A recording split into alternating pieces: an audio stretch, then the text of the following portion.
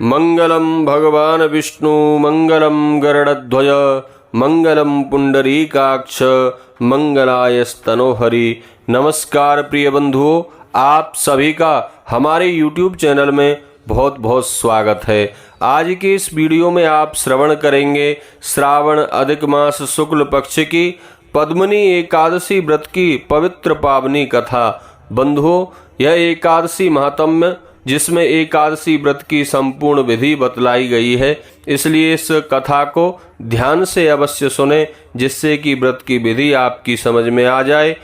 इस बार पद्मिनी एकादशी का व्रत जो है वह 29 जुलाई 2023 दिन शनिवार के दिन किया जाएगा।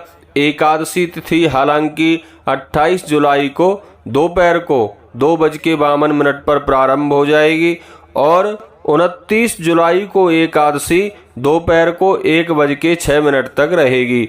एकादशी व्रत उदया तिथि में किया जाता है। उदया तिथि के अनुसार पद्मिनी एकादशी का व्रत 29 जुलाई शनिवार को किया जाएगा। इस व्रत का पारण 30 जुलाई को प्रातः काल 5:30 बजे से लेकर 9:30 बजे के मध्य में कर लें। व्रत का पारण तुलसी मिश्रित गंगा जल से, भगवान के चरणामृत से अथवा मुख में चावल डालकर करना चाहिए। तो चलिए श्रवण करते हैं एकादशी महात्म्य की कथा। एक बार प्रेम से कहिए, बोले विष्णु भगवान की जय, श्री राधा कृष्ण भगवान की जय, एकादशी महात्म्य की जय।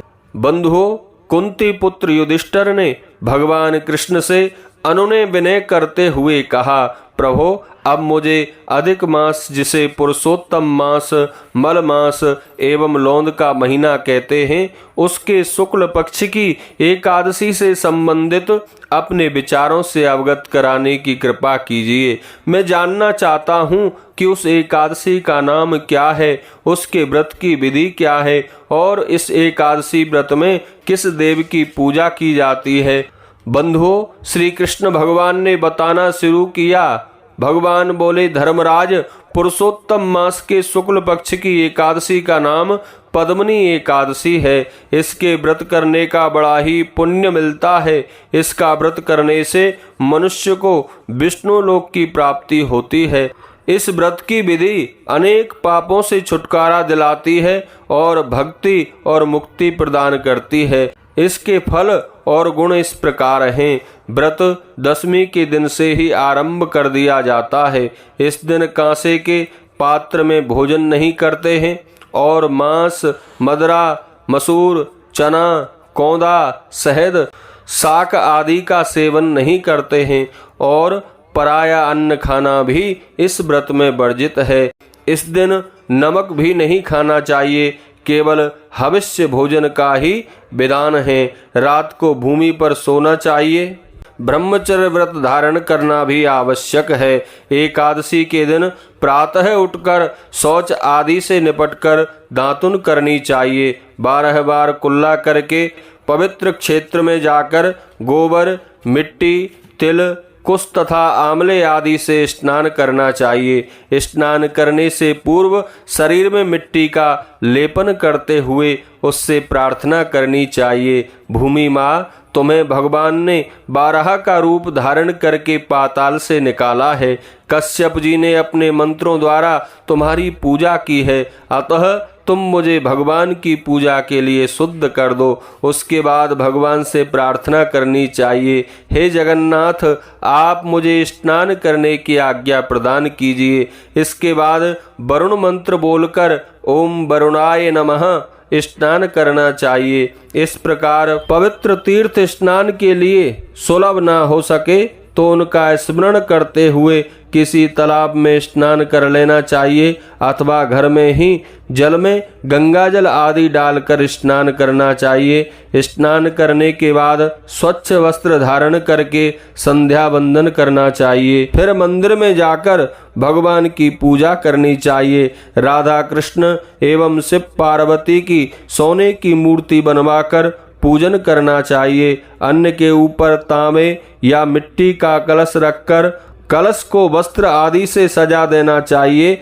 उसके ऊपर सोने चांदी या तांबे का पात्र रखकर उसमें भगवान की मूर्ति स्थापित करके पूजा करनी चाहिए। पूजा में धूप दीप नैवेद्य आदि का प्रयोग करना चाहिए। भगवान की मूर्ति के सामने नृत्य गायन आदि करना चाहिए। इस दिन पतित या रजस्वला स्त्री का स्पर्श करना भी वर्जित है। झूठ बोलकर गुरु और ब्राह्मण की निंदा भी वर्जित है। सभी भक्तजनों के साथ बैठकर पुरुषोत्तम मास महात्म्य की कथा सुननी चाहिए। इस पद्मनी एकादशी का व्रत निर्जल रह के करना चाहिए। यदि शरीर में शक्ति ना हो तो जलपान या अल्प आहार करने से भी दोष नहीं लगता है। रात में जागरण करते हुए कीर्तन आदि करके रात बितानी चाहिए। भगवान विष्णु और महादेव जी की पूजा रात के चारों पहरों में करनी चाहिए। भगवान को पहले प्रहर में नारियल, दूसरे प्रहर में बेल का फल, तीसरे प्रहर में सीताफल और चौथे प्रहर में सुपारी एवं नारंगी भेंट करें। ऐसा करने पर पहले प्रहर की पूजा से अग्नि होम का फल प्राप्त होता है, दूसरे प्रहर की पूजा से वाजपेय यज्ञ का और तीसरे में अश्वमेध यज्ञ का तथा चौथे प्रहर की पूजा में राजसूय यज्ञ का फल प्राप्त होता है। संसार में कोई भी यज्ञ, विद्या, तप और दान इस फल से बड़ा नहीं है। एकादशी का व्रत करने वाले प्राणी को सभी तीर्थों और यज्ञों का फल मिल जाता है। इस प्रकार सूर्योदय तक जागरण करना चाहिए। फिर स्नान करके ब्राह्मणों को भोजन कराना चाहिए। मूर्तियों सहित पूजा का सारा सामान किसी श्रेष्ठ ब्राह्मण को दे देना चाहिए। इस प्रकार विधि पूर्वक जो मनुष्य भगवान की पूजा एवं व्रत करते हैं उनका जन्म सफल हो जाता है और वे इस लोक में अनेक प्रकार के सुख भोग कर अंत में भगवान के परम धाम के निवासी हो जाते हैं। यह विधि बताकर श्री कृष्ण भगवान ने युधिष्ठिर से कहा, अब मैं इस एकादशी से संबंधित एक कथा सुनाता हूँ, ध्यान पूर्वक सुनिएगा। एक बार कार्तवीर्य ने रावण को कारागार में बंद कर दिया था। पुलस्त जी ने कार्तवीर्य से विनय पूर्वक निवेदन करके उसे कारागार से छुटकारा दिलाया। यह घटना जब नारद जी को ज्ञात हुई तो उन्होंने पुलस्त जी से पूछा, महाराज, रावण तो इतना मायावी है कि उसने इंद्र सहित सभी देवताओं को जीत लिया था, फिर कार्तवीर्य ने उसे कैसे जीत लिया था? कृपया मेरे संदेह को दूर कीजिए। पुलस्त मुनि जी ने उत्तर में कहा, नारद जी, पहले ये सुन लो कि कार्तवीर्य उत्पन्न कैसे हुआ है। त्रेता युग में एक महस्मती नाम की नगरी थी। वहाँ के राजा की 100 पत्नियां थीं। उनमें से किसी को भी राज्य को संभालने वाला कोई पुत्र उत्पन्न नहीं हुआ। तब राजा ने पंडितों को बुलाकर पुत्र प्राप्ति के लिए पुत्र कामेष्टि यज्ञ कराया, लेकिन सफलता नहीं मिली। अतः राजा को पुत्र के अभाव में राज्य सुहाता नहीं था। अंत में उसने निर्णय किया कि तपस्या करने पर ही सिद्धि की प्राप्ति होगी। अतः वह तपस्या करने के लिए वन में चला गया। उसकी पत्नी प्रमदा भी वस्त्र और अलंकारों का त्याग करके अपने पति के साथ चली गई। दोनों ने गंधमादन पर्वत पर 10,000 वर्ष तक कठोर तपस्या की, पर सिद्धि नहीं मिली। राजा के शरीर में केवल हड्डियां ही शेष रह गई थीं। यह देखकर प्रमदा ने महासती अनुसुईया से विनय पूर्वक निवेदन किया, माँ, मेरे पति देव को कठिन तपस्या करते हुए 10,000 वर्ष बीत गए हैं, पर भगवान अभी तक प्रसन्न नहीं हुए हैं। उनकी प्रसन्नता के अभाव में हमें पुत्र प्राप्ति नहीं हो रही है। आप ऐसा कोई उपाय बताकर कृतार्थ करें जिससे मुझे पुत्र की प्राप्ति हो जाए। अनुसुईया जी ने स्नेह पूर्वक कहा, प्रत्येक 36 महीने बाद वर्ष 13 महीने का होता है, अर्थात 1 महीना बढ़ जाता है। इस बढ़े हुए मास को अधिक मास कहा जाता है। इस मास में 2 एकादशियां आती हैं। शुक्ल पक्ष की एकादशी को पद्मनी एकादशी एवं कृष्ण पक्ष की एकादशी को परमा एकादशी के नाम से जाना जाता है। तुम शुक्ल पक्ष की पद्मनी एकादशी का विधि पूर्वक व्रत एवं जागरण करो, भगवान तुम्हें अवश्य ही पुत्र प्रदान करेंगे। व्रत की विधि भी उन्होंने रानी को बता दी। रानी ने अनुसुईया जी के कथन अनुसार पद्मनी एकादशी का विधि पूर्वक व्रत एवं जागरण किया। इससे विष्णु भगवान प्रसन्न हो गए। उन्होंने रानी को दर्शन दिया और वर मांगने के लिए कहा। रानी ने भगवान की अनेक विधि स्तुति की, फिर बोली, प्रभो वरदान मेरे पति देव को दीजिए। प्रमदा का कथन सुनकर भगवान विष्णु बोले, प्रमदे मुझे मलमास अधिक मास अत्यंत प्रिय है। इसकी एकादशी तो मुझे और भी अधिक प्रिय है। तुमने इस एकादशी का विधि पूर्वक व्रत एवं जागरण किया है, अतः मैं तुम पर बहुत अधिक प्रसन्न हूँ।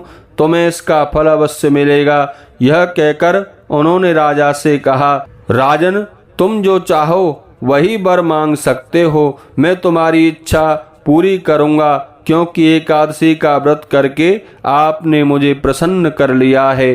भगवान की इस प्रिय वाणी को सुना तो राजा बोला, भगवान आप मुझे ऐसा उत्तम पुत्र दीजिए जो सबसे श्रेष्ठ हो, जिसकी सब पूजा करें तथा आपके अतिरिक्त कोई भी देव दानव मनुष्य आदि उसे पराजित ना कर सके, उसे जीत ना सके।